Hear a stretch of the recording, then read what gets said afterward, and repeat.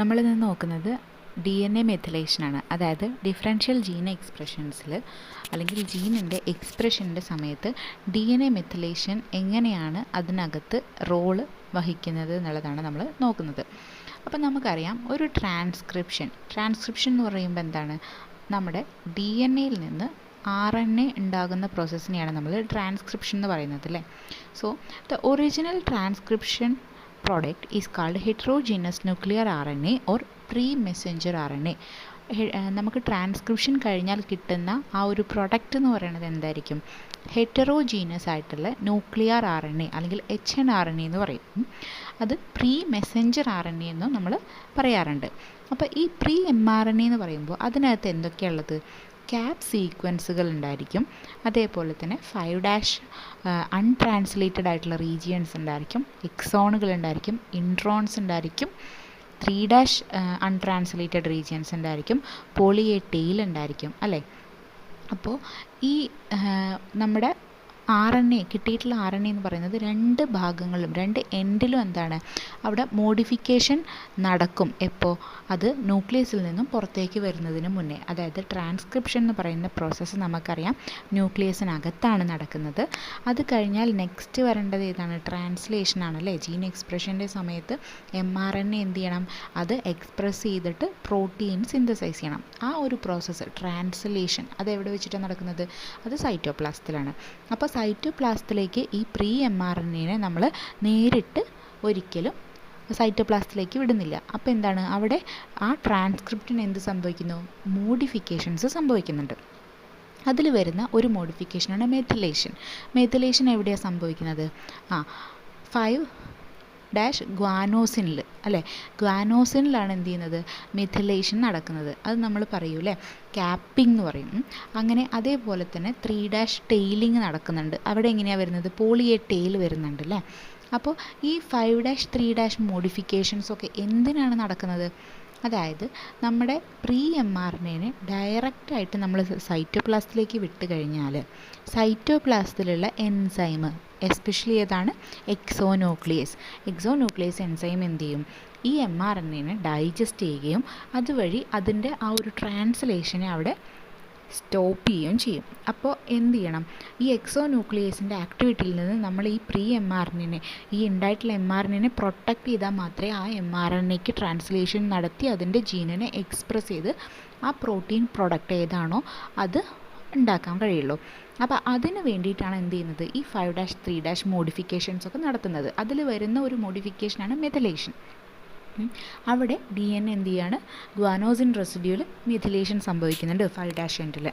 ഇനി ഈ pre mRNA ന്യൂക്ലിയസിൽ നിന്ന് സൈറ്റോപ്ലാസത്തിലേക്ക് വരുമ്പോൾ അവിടെ വേറൊരു കാര്യം നടക്കുന്നത് എന്താണ്? അതിനകത്തുള്ള ഇൻട്രോൺസിനെ മുഴുവൻ റിമൂവ് ചെയ്തിട്ട് എക്സോൺസിനെ ടുഗദർ പ്ലേസ് ചെയ്യും. അങ്ങനെ പ്ലേസ് ചെയ്യുമ്പോൾ എന്താ സംഭവിക്കുന്നത്? നമുക്കൊരു സിംഗിൾ അൺഇൻറ്ററപ്റ്റഡ് ആയിട്ടുള്ള ട്രാൻസ്ക്രിപ്റ്റിനെ കിട്ടും. ഈ ട്രാൻസ്ക്രിപ്റ്റാണ് പിന്നെ ഡയറക്റ്റ് എന്തിലേക്ക് പെടുന്നത്? പ്രോട്ടീനായിട്ട് ട്രാൻസ്ലേറ്റ് ചെയ്യുന്നത്. പിന്നെയും ഈ പ്രോട്ടീനിന് മോഡിഫിക്കേഷൻസ് വന്നിട്ട് എന്ത് സംഭവിക്കും?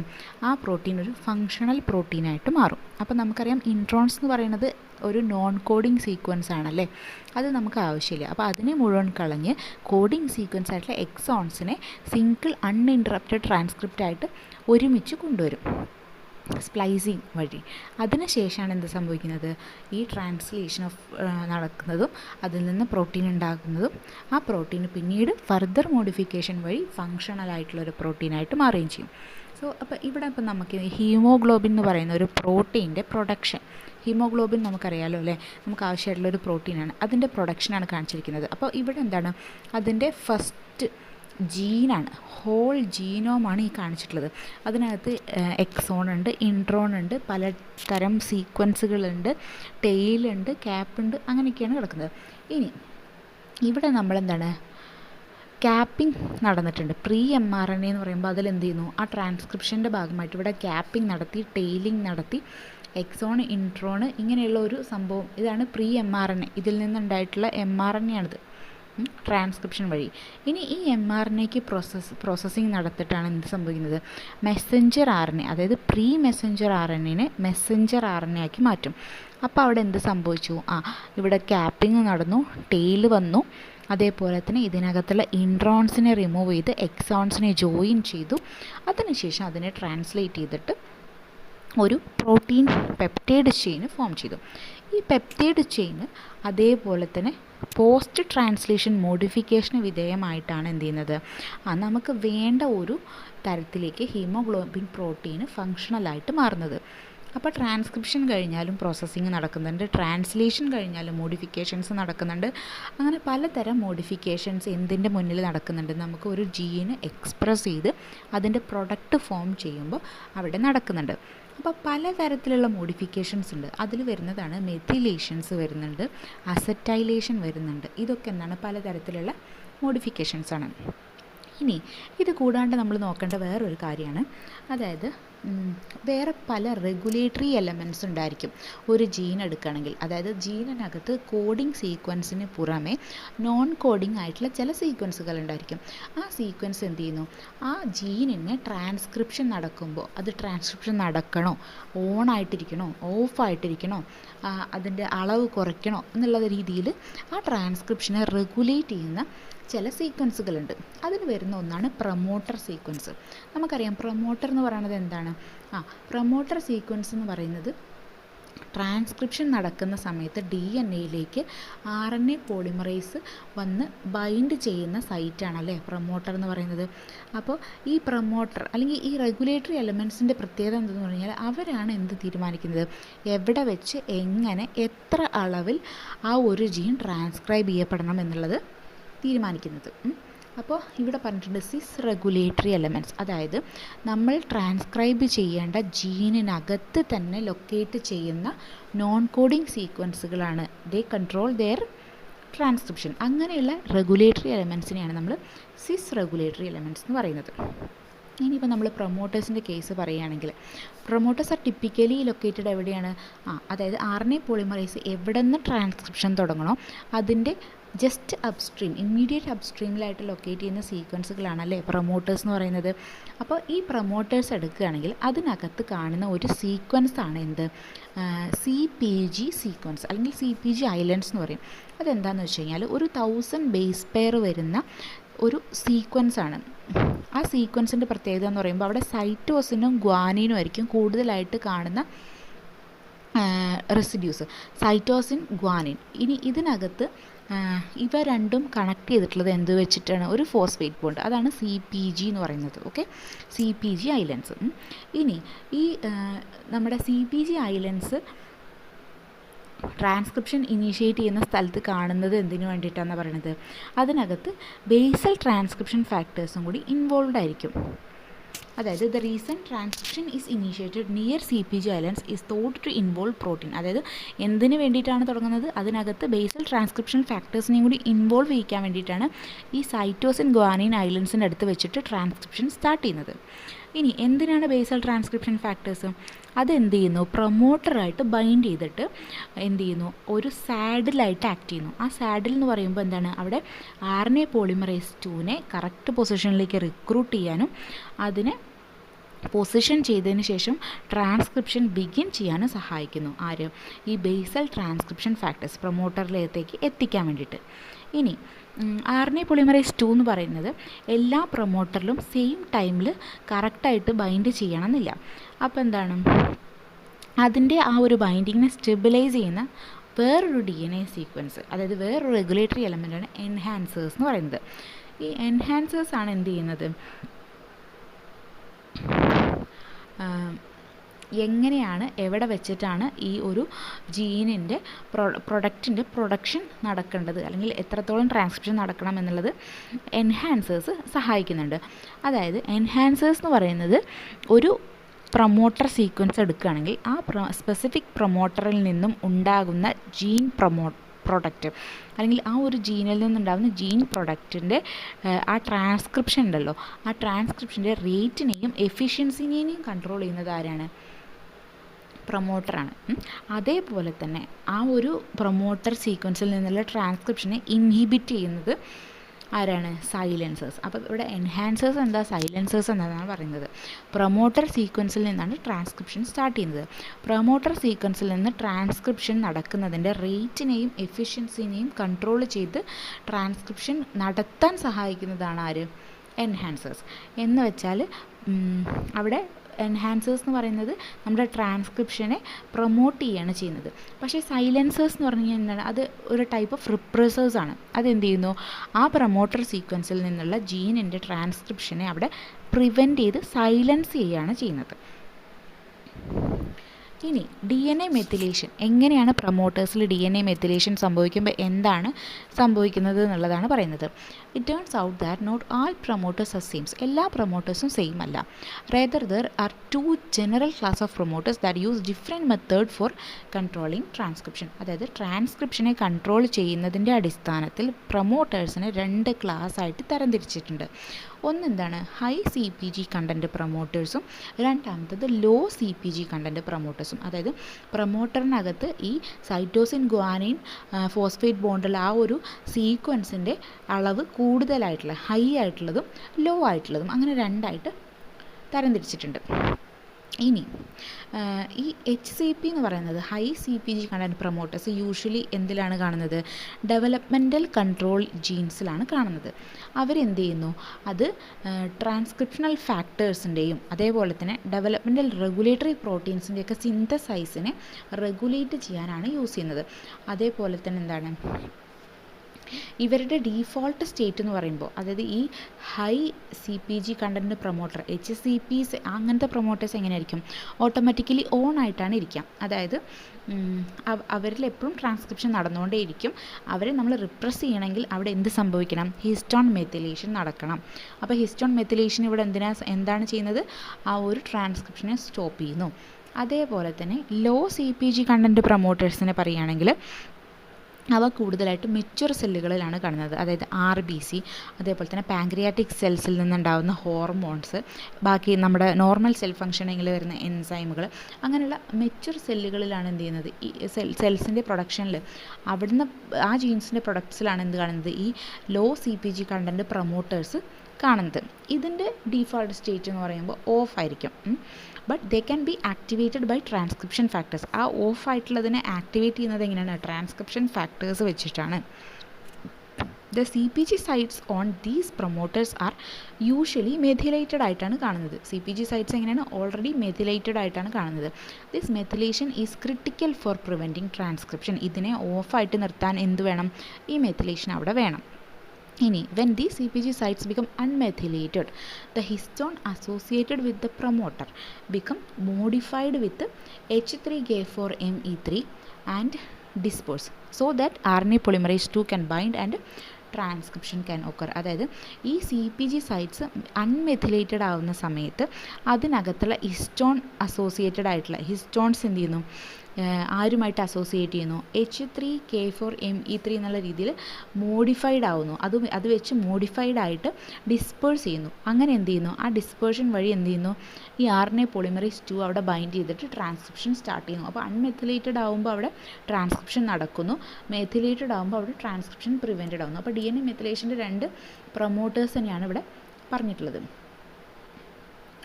ഇനി ഈ ഒരു പിക്ചർ നോക്കുകയാണെങ്കിൽ ഇവിടെ നമ്മൾ ഹൈ CpG കണ്ടൻറ്റ് പ്രൊമോട്ടേഴ്സിൻ്റെയും ലോ CpG കണ്ടൻറ്റ് പ്രൊമോട്ടേഴ്സിൻ്റെയും ഡയഗ്രാംസ് ആണ് കൊടുത്തിട്ടുള്ളത്. അതിൽ ആക്റ്റീവായിട്ടിരിക്കുന്ന സമയത്ത് നമുക്കറിയാം open chromatin RNA polymerase 2 initiation, അതായത് ഓപ്പൺ ആയിട്ടിരിക്കുന്ന കേസിൽ H3K4ME3 എന്ന് പറയുന്ന ആ ഒരു ഈ H3K4ME3 എന്ന് പറയുമ്പോൾ tri methylation at 4th residue of lysine of third ഹിസ്റ്റോണിൻ്റെ 4th റെസിഡ്യൂൽ, അങ്ങനെയാണ് അത് പറയുന്നത്. ഇനി നമുക്ക് ഇതിൻ്റെ ഡിസ്ക്രിപ്ഷൻ വെച്ച് നോക്കാം. Chromatin regulation in HCP and LCP ആണ് ഈ കാണിച്ചിട്ടുള്ളത്. Promoters with high and low CpG content have different mode of regulation. High and low ആയിട്ടുള്ള CpG കണ്ടൻറ്റ് വരുമ്പോൾ അവിടെ മോഡ് ഓഫ് റെഗുലേഷനും ഡിഫറെൻ്റ് ആയിരിക്കും.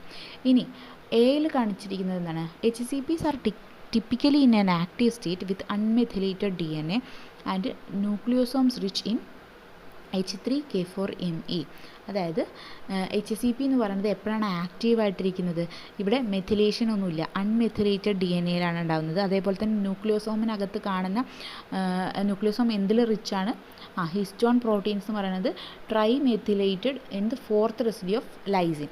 The open chromatin allows RNA polymerase 2. അപ്പോൾ ആ chromatin എന്ന് പറയുന്നത് അവിടെ ഓപ്പൺ ആണ്. അപ്പോൾ എന്ത് ചെയ്യാണ്? അവിടെ RNA പോളിമറൈസ് 2നെ ബൈൻഡ് ചെയ്യാൻ സഹായിക്കുന്നു. അതുവഴി ട്രാൻസ്ക്രിപ്ഷൻസ് നടക്കുന്നു. ഇനി രണ്ടാമത്തെ കേസിലെന്ന് പറയുമ്പോൾ this is poisoned state of HCP ആണ്. അവിടെ എന്താണ്? ബോത്ത് ആക്ടിവേറ്റിംഗ് ആയിട്ടുള്ള H3K4ME ഉണ്ട്, റിപ്രസീവ് ആയിട്ടുള്ള H3K27ME മോഡിഫിക്കേഷൻസ് നടക്കുന്നത്. രണ്ട് തരത്തിലുള്ള മെഥിലേഷനാണ് അവിടെ നടക്കുന്നത്. അപ്പോൾ ഒന്നെന്താണ്? ആക്ടിവേറ്റിംഗ് ആണ്. H3K4ME3 എന്ന് പറയുന്നത് ആക്ടിവേറ്റിംഗ് ആണ്. അതേപോലെ തന്നെ H3K27ME3 എന്ന് പറയുന്നത് അവിടെ repressive മോഡിഫിക്കേഷനാണ്. RNA polymerase 2 can bind. അപ്പോൾ എന്താണ്? ഇവിടെ ആക്ടിവേറ്റിംഗും ഉണ്ട്, റിപ്രസിംഗും ഉണ്ട്. പക്ഷേ അവിടെ RNA polymerase 2ന് ബൈൻഡ് ചെയ്യാൻ പറ്റുമെങ്കിലും അവിടെ ട്രാൻസ്ക്രിപ്ഷൻ നടത്താനായിട്ട് പറ്റത്തില്ല. ഇനി റിപ്രസ്ഡ് സ്റ്റേറ്റ് എന്ന് പറയുമ്പോൾ എങ്ങനെയാണ് വരുന്നത്? റിപ്രസീവ് ഹിസ്റ്റോൺ മോഡിഫിക്കേഷൻ വെച്ചിട്ടാണ് അവിടെ നടക്കുന്നത്. അതെന്താണ്? അവിടെ ആര് മാത്രമേ ഉള്ളൂ? നമ്മുടെ ആക്ടിവേറ്റിംഗ് ആയിട്ടുള്ള H3K4ME3 ഇല്ല, പകരം റിപ്രസീവ് ആയിട്ടുള്ള H3K27ME3 എന്നുള്ള അങ്ങനെ ഒരു മോഡിഫിക്കേഷനാണ് നടക്കുന്നത്. ആ മോഡിഫിക്കേഷൻ വഴി എന്താണ്? അവിടെ നമ്മുടെ ട്രാൻസ്ക്രിപ്ഷനെ റിപ്രസ് ചെയ്തിട്ട് ഇനാക്റ്റീവായിട്ട് വെച്ചിരിക്കുകയാണ് ചെയ്യുന്നത്. ഇനി ബി എന്ന് പറയുന്നത്, അതായത് ആക്റ്റീവ് LCPs എന്ന് പറയുമ്പോൾ ആക്റ്റീവ് HCP പോലെ തന്നെയാണ്. Have nucleosome rich in H3K4ME3 and low methylation but require stimulation by transcription factors. ഇവിടെ മെഥിലേഷൻ ഇല്ലെങ്കിലും അവർക്ക് എന്ത് വേണം? ട്രാൻസ്ക്രിപ്ഷൻ ഫാക്ടേഴ്സിൻ്റെ TFൻ്റെ സ്റ്റിമുലേഷൻ ഉണ്ടെങ്കിലാണ് എന്ത് സംഭവിക്കില്ല? അവിടെ ട്രാൻസ്ക്രിപ്ഷൻ നടക്കുള്ളൂ. ഇനി പോയിസൺഡ് കേസ് എടുക്കുകയാണെങ്കിൽ poisoned LCPs are capable of being activated by transcription factors and have relatively unmethylated DNA and nucleosome enriched in H3K4ME4. In their usual state, LCP are repressed by the methylated DNA nucleosome rich in H3K27ME3.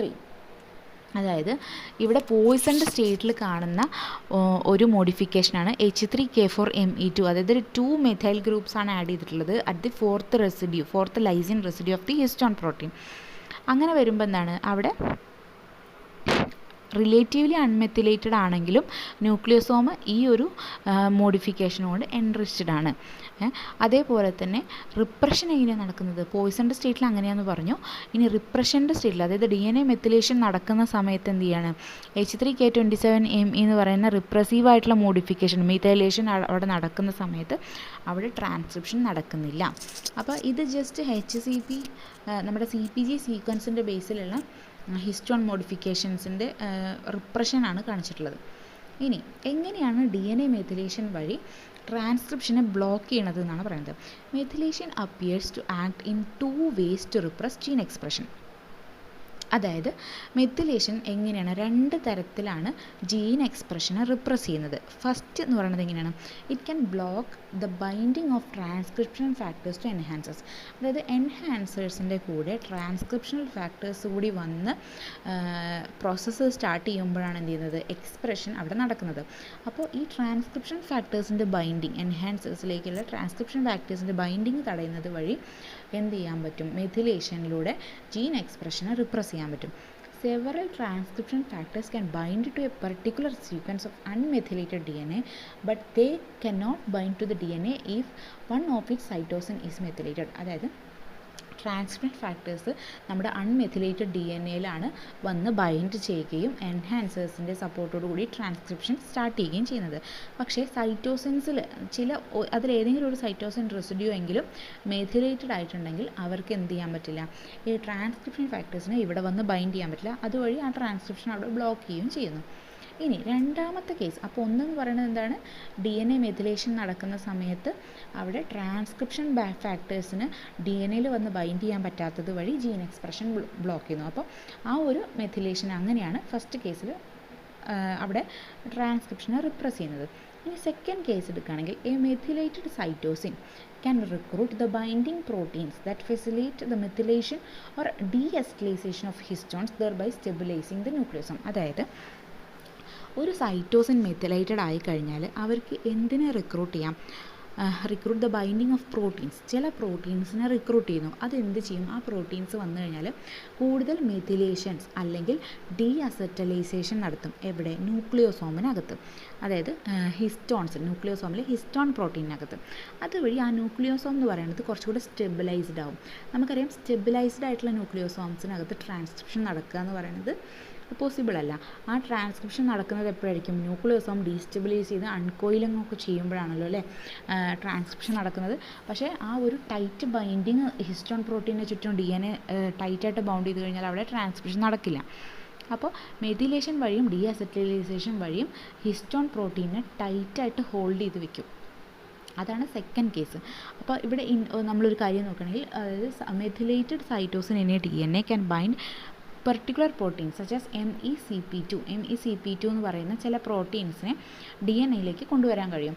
Once അത് എന്ത് ചെയ്യാണ്? Connected to a methylated സൈറ്റോസിനുമായിട്ട് ഈ MECP2 connected ആയിക്കഴിഞ്ഞാൽ it binds to histone, deacetylase and histone methyl transferase which respectively remove acetyl groups and add methyl groups. അതായത് ഈ MECP2 എന്ന് പറയുന്നത് ആരുമായിട്ട് ബൈൻഡ് ചെയ്യും? നമ്മുടെ മെത്തിലേറ്റഡ് ആയിട്ടുള്ള സൈറ്റോസിനകത്തേക്ക് ആര് വന്ന് ബൈൻഡ് ചെയ്യുമെന്നാണ് പറഞ്ഞത്? MECP2 വന്ന് ബൈൻഡ് ചെയ്യും. ഈ MECP2 പിന്നെ ബൈൻഡ് ചെയ്യുന്നത് ഹിസ്റ്റോൺ ഡീ അസറ്റലൈസും അതേപോലെ തന്നെ ഹിസ്റ്റോൺ മീഥൈൽ ട്രാൻസ്ഫറേസും ആയിട്ടാണ്. അപ്പോൾ ഒന്ന് എന്ത് ചെയ്യുന്നു? ഡീ അസറ്റലൈസ്, അതിലുള്ള അസറ്റൈൽ ഗ്രൂപ്പിനെ റിമൂവ് ചെയ്യുന്നു. ഒന്ന് മീഥൈൽ ഗ്രൂപ്പിനെ ട്രാൻസ്ഫർ ചെയ്ത് വേറൊരു പൊസിഷനിലേക്ക് കൊടുക്കുന്നു. ഈ രണ്ട് കാര്യങ്ങൾ ചെയ്യുന്നു. അതുകൊണ്ട് എന്താണ്? As a result the nucleosome form nucleosome tight complex ആവുകയും with the DNA and do not allow other transcription factors and RNA polymerase. അപ്പോൾ എന്താണ്? അത് ടൈറ്റ് കോംപ്ലക്സ് ഫോം ചെയ്ത് കഴിഞ്ഞാൽ പിന്നെ ട്രാൻസ്ക്രിപ്ഷൻ ഫാക്ടേഴ്സിനൊന്നും ബൈൻഡ് ചെയ്യാൻ പറ്റില്ല, RNA പോളിമറൈസിനെ ബൈൻഡ് ചെയ്യാൻ പറ്റില്ല, പ്രൊമോട്ടർ സീക്വൻസിനെ കണ്ടുപിടിക്കാൻ പറ്റില്ല, ജീൻ എക്സ്പ്രഷൻ അവിടെ നടക്കില്ല. സോ സിമ്പിളായിട്ട് പറയുകയാണെങ്കിൽ ഇതിപ്പോൾ നമ്മുടെ ഒരു DNA ആണ്. ഈ DNAക്കകത്ത് ഒരു സൈറ്റോസിൻ റെസിഡ്യൂവിൽ എന്ത് ചെയ്യണം? മെത്തിലേഷൻ നടക്കുകയാണ്. ആ ഒരു DNA മെത്തിലേഷൻ നടന്നു കഴിഞ്ഞാൽ അവിടെ ആര് വന്ന് ബൈൻഡ് ചെയ്യും? MECP2 എന്ന് പറയുന്ന ഒരു പ്രോട്ടീൻ വന്ന് ബൈൻഡ് ചെയ്യും. അതെന്ത് ചെയ്യാണ്? ഹിസ്റ്റോൺ ഡീ അസറ്റൈലേസുമായിട്ട് ബൈൻഡ് ചെയ്തിട്ട് അസറ്റൈൽ ഗ്രൂപ്പിനെ റിമൂവ് ചെയ്യുന്നു. അതേപോലെ തന്നെ സെക്കൻഡ് കേസിൽ അത് ഹിസ്റ്റോൺ മീഥൈൽ ട്രാൻസ്ഫറേസുമായിട്ട് ബൈൻഡ് ചെയ്തതിന് ശേഷം എന്ത് ചെയ്യുന്നു? മീഥൈൽ ഗ്രൂപ്പിനെ ആഡ് ചെയ്യുന്നു. അതായത് ഹിസ്റ്റോണിൻ്റെ H3 ടെയിലിനകത്തേക്ക് അതിൽ 9th റെസിഡ്യൂവിലേക്ക് എന്ത് ചെയ്യുന്നു? മീഥൈൽ ഗ്രൂപ്പിനെ ആഡ് ചെയ്ത് കൊടുക്കുന്നു. അതായത് ഇവിടുത്തെ മീഥൈൽ ഗ്രൂപ്പിനെ എടുത്തിട്ട് ഇവിടത്തേക്ക് ഇട്ട് കൊടുക്കുന്നു. ഇനി അപ്പോൾ എന്താണ്? ഈ രണ്ട് അസറ്റൈലൈസേഷനും അതേപോലെ ഡീ അസറ്റൈലേഷനും മീഥൈൽ ട്രാൻസ്ഫർ, അതായത് മെത്തിലേഷനും വഴി എന്ത് ചെയ്യാണ്? ആ ന്യൂക്ലിയോസോമിൻ്റെ സ്റ്റെബിലിറ്റി അവിടെ കൂടുകയാണ്. ന്യൂക്ലിയോസോം സ്റ്റെബിലിറ്റി കൂടുക എന്ന് പറയുമ്പോൾ ടൈറ്റ് പാക്കേജിങ് ഓഫ് DNA വരികയാണ്. ടൈറ്റ് പാക്കേജിങ് ഓഫ് DNA വരുമ്പോൾ എന്ത് ചെയ്യാണ്? അവിടെ അതിൻ്റെ ജീൻ എക്സ്പ്രഷനെ റിപ്രസ് ചെയ്യാണ് ചെയ്യുന്നത്. അപ്പോൾ എന്താണ്? Thereby repressing gene expression in these region of DNA methylation. അങ്ങനെയാണ് ഈ DNA മെത്തിലേഷൻ നടക്കുന്നത് വഴി ജീൻ എക്സ്പ്രഷൻ അവിടെ റിപ്രസ് ചെയ്യപ്പെടുന്നത് എന്നാണ് പറയുന്നത്. അപ്പോൾ മെത്തിലേഷൻ എന്ന് പറഞ്ഞു കഴിഞ്ഞാൽ ട്രാൻസ്ക്രിപ്ഷനെ റിപ്രസ് ചെയ്യുന്നതിൽ ഒരു ഇമ്പോർട്ടൻ്റ് ആയിട്ടുള്ള റോള് വരുന്നുണ്ട്. DNA മെത്തിലേഷൻ എന്ന് പറഞ്ഞു കഴിഞ്ഞാൽ DNAയിലേക്ക് മീഥൈൽ ഗ്രൂപ്പിനെ ഈ DNAയുടെ ന്യൂക്ലിയോസോമിനകത്തേക്ക് അല്ലെങ്കിൽ അതിൽ ഹിസ്റ്റോൺ പ്രോട്ടീനകത്തേക്ക് നമ്മുടെ മീഥൈൽ ഗ്രൂപ്പിനെ ആഡ് ചെയ്യുന്നതിനെയാണ് നമ്മൾ DNA മെത്തിലേഷൻ എന്ന് പറയുന്നത്. അത് എന്തിന് കാരണമാകുന്നു? ജീൻ എക്സ്പ്രഷനെ റിപ്രസ് ചെയ്യാൻ വേണ്ടിയിട്ട് കാരണമാകുന്നു എന്നാണ് പറയുന്നത്.